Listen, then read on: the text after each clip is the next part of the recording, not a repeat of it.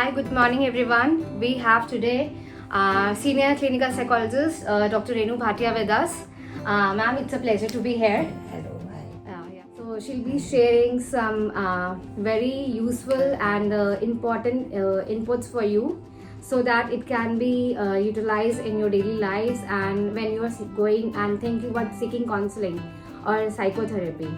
So we are gonna share some very important and useful methods that can be used in your daily lives, and if you're thinking for psychotherapy then this video is for you guys.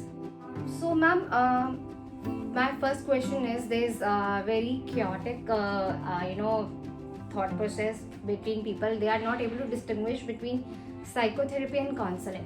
So what is the difference between the two? Okay. Counseling and psychotherapy. Counseling is very easy things, very normal things. We use counseling for so many things, like if you are taking some diet plan, that is also counseling. If we are seeking any job profile, that is also counseling. So counseling is basically interaction between client and person, specialist. In counseling, just you listen the problem very carefully, like technician listen the problems very carefully, and after that he'll give some advice to follow his life and so. It is not very technical things, it's just sharing your problems with somebody and asking help, asking some guidelines for any specific topic. While psychotherapy is a very technical things. In a हम लोग like first of all, if somebody is suffering from something like some anxiety, some, if we are going to label him psychotherapy, mental health conditions. So any psychiatric disease, like we consider biopsychosocial method. 3 module हम लोग use करते हैं. तो biological model is that कि if some chemical changes in your mind like dopamine, serotonin, that is a very common terms, people know about this. So that portion, biological portion, उसमें हम लोग medicine वगैरह जो भी प्रिस्क्राइब होती है, but that causes 50, मतलब that contribute 50-60% to well-being of the patient. After that we consider psychological factor, like आपके thought process, आपका perception, आपके conflict area, आपकी कहाँ पे behavioral problem हो रही है, तो आपकी personality के factors. तो psychotherapy करने से पहले we should know all these traits of the person, conflict traits, behavioral issues, perception, and childhood trauma. So many factors we have to consider, and after that जो भी listening the history, we plan accordingly psychotherapy for the person. This is a very specific thing and specific area and specific person. Like आपको एक qualified clinical psychologist psychotherapy provide कर सकते हैं, और तभी हम किसी पेशेंट को हेल्प कर सकते हैं उसकी मेंटल वेलबींग में, जो भी टू ओवरकम हिज डिजीज और disorders. Okay, thank you. Another question that can benefit all the audience is, like, who can benefit from psychotherapy? As I told you earlier also, like so first of all, if patient or his family वो सोचते हैं कि नहीं something is there, कुछ तो गड़बड़ हो रहा है, पेशेंट को himself think about some particular behaviour, some particular symptoms, वो खुद, जैसे कि आप for example anxiety, panic attack is a very common thing. आजकल हम स्पेसिफिक एरिया पे मैं अभी नहीं बता रही हूँ, तो ये शब्द बहुत ही कॉमन है. ओसीडी भी आजकल बहुत कॉमन है, repetitive behaviour, repetitive thought process, ये कुछ कॉमन चीज़ें हैं जो कि मैं एग्जांपल देना चाहूँगी. तो ये सारी जो इलनेस बोलूँगी या सिम्टम्स बोलूँगी, जब पेशेंट खुद फील करता है तो उसको हेल्प सीख करनी होती है. वो सोचता है कि नहीं ये मुझे बहुत परेशान कर रहा है, देन आप किसी एक्सपर्ट के पास जाते हो तो फिर वहाँ पे आपका असेसमेंट होता है, सारे सिम्टम्स देखे जाते हैं एंड सारी हिस्ट्री ली जाती है और उसके बाद जो है साइकोथेरेपी ही इन पर्टिकुलर चीज़ों में, इस तरह की बहुत सारी है जिसमें मैं अभी शॉर्ट वीडियो में नहीं एक्सप्लेन कर सकती हूँ।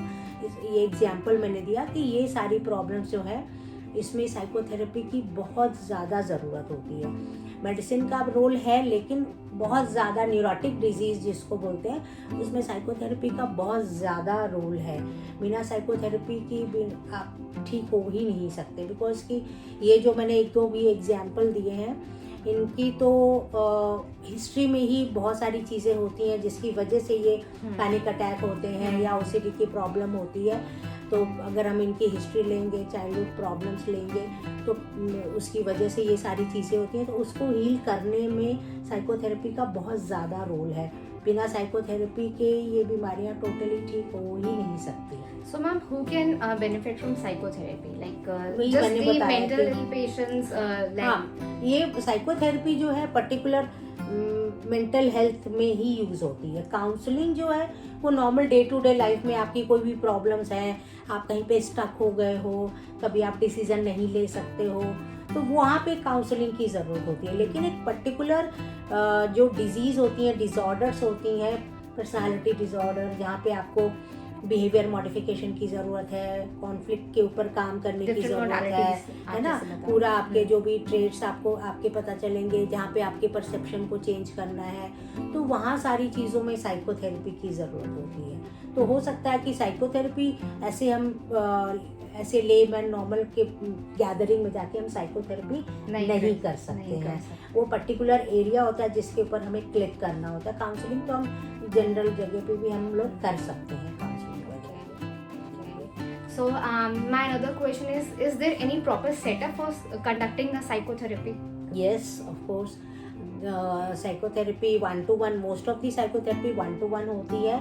एक पर्टिकुलर सेटअप होता है, एक एक्सपर्ट होते हैं, clinical psychologist, licensed clinical psychologist होते हैं जो कि ये साइकोथेरेपी कंडक्ट कर सकते हैं एंड एक्सपर्ट होते हैं और उन्होंने सीखा होता है, इस चीज़ की ट्रेनिंग ली होती है, पढ़ाई की होती है और वो ही साइकोथेरेपी कंडक्ट कर सकते हैं। और एक सेटअप होता है, चाहे आप उसको क्लिनिक बोलो, हॉस्पिटल्स बोलो, एक ऑर्गेनाइजेशन बोलो, वहाँ पे ये साइकोथेरेपी 1-to-1 कंडक्ट होती है। हाँ, इसमें अभी हम टेक्निक के ऊपर तो नहीं जा रहे, बहुत सारी टेक्निक होती है, उसमें फैमिली थेरेपी भी होती है, उसमें ग्रुप थेरेपी भी होती है, वो हॉस्पिटल सेटअप में होती है, या फिर आप एक जैसी बीमारी के हम 8-10 लोग का एक ग्रुप बनाते हैं, इंटरैक्टिव सेशन होते हैं with the guidance of therapist, तो वो ग्रुप थेरेपी होती है, बट वो भी एक पर्टिकुलर सेटअप में होती है, वो सोशल सेटअप में नहीं हो सकती है,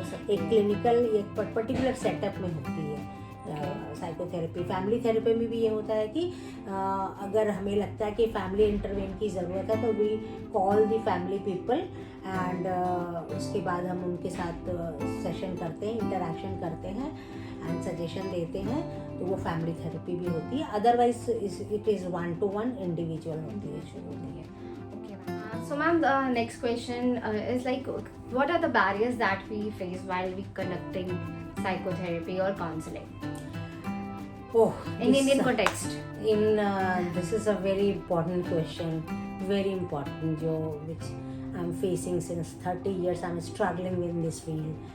Like हाँ, अभी भी इंडिया में साइकोथेरेपी तो बहुत ही टेक्निकल चीज़ है, उसके बारे में तो लोगों को बहुत नॉलेज है भी नहीं।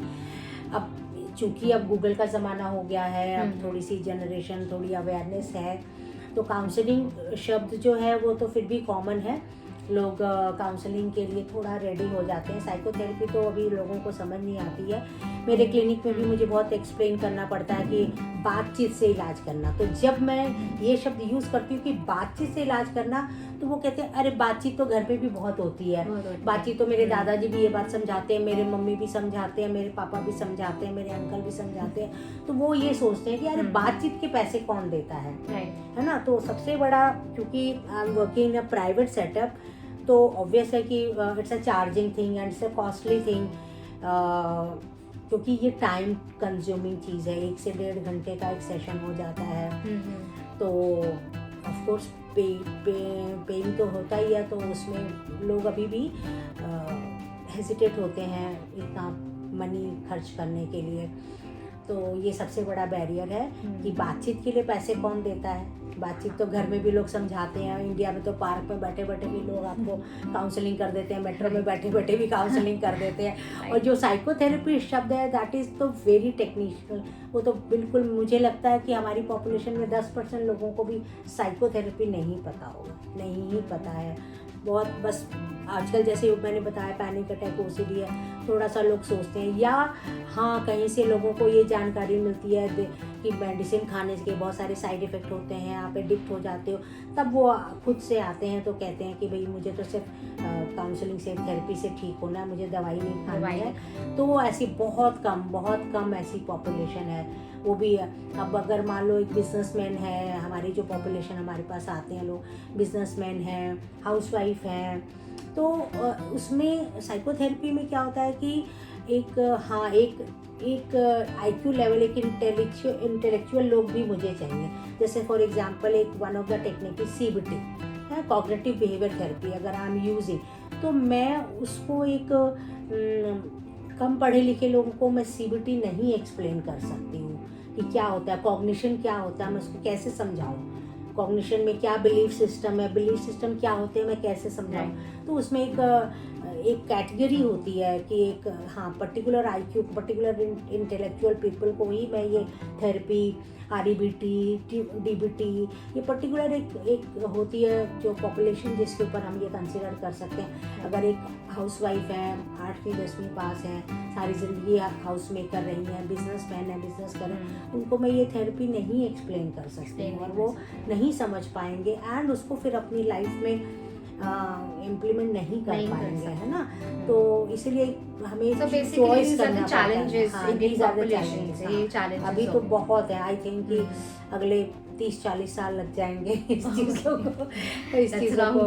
हाँ बहुत, मतलब पिछले 30-35 ईयर्स से तो we are struggling, hoping for the कि लाइक हमें कुछ मिले, कुछ हम करें, कुछ हम काम करें, लेकिन अभी भी still I am struggling. And ठीक है, आने वाली जनरेशन के लिए हम थोड़ा सा पाथवे बना के जाएंगे कि ताकि वो लोग आके और अच्छे से काम, मतलब बिना किसी बैरियर के काम कर सकें। So this is about the Indian population, like you must be seeing international clients as well. तो वहाँ पर क्या barriers आते हैं इंटरनेशनल क्लाइंट्स के साथ? इंटरनेशनल क्लाइंट के साथ तो NRIs आते हैं जो इंडियन है, जो वहाँ पे जाके सेटल हैं, तो वो लोग कभी कभी इंडिया विजिट करते हैं तो वो आते हैं और फिर ऑनलाइन भी करते हैं। आई थिंक वहाँ मुझे कोई बैरियर नहीं है। जितने भी NRIs मेरे क्लाइंट हैं और उनके साथ कोई ऐसे बैरियर नहीं है। They know about psychotherapy and they are comfortable with that. तो वहाँ मुझे अभी कोई प्रॉब्लम नहीं आ रही है, बिकॉज कि वो बहुत छोटी सी, मेरा एक्सपोजर वो छोटी सी पॉपुलेशन के साथ है। तो this is my opinion, this is not general opinion, this is my opinion.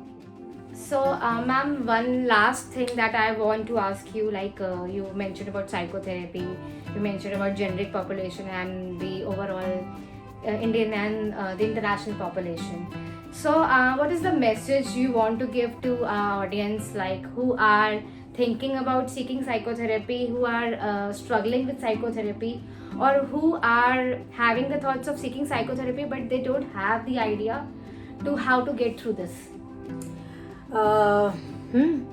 My message is to lemon people, जो भी इस शो को देख रहे हैं, तो मैं सिर्फ यही कहना चाहूँगी कि break the stigma, come and meet us very friendly way and आप अपने अंदर बहुत सारी चीज़ें लेके बैठे हैं, आप आइए और अपनी चीज़ों को शेयर कीजिए एंड हैप्पी लाइफ जीने के हम तरीके बताते हैं कि ये ज़िंदगी एक ही बार मिलती है, बहुत अच्छे से जियो, क्वालिटी लाइफ जियो।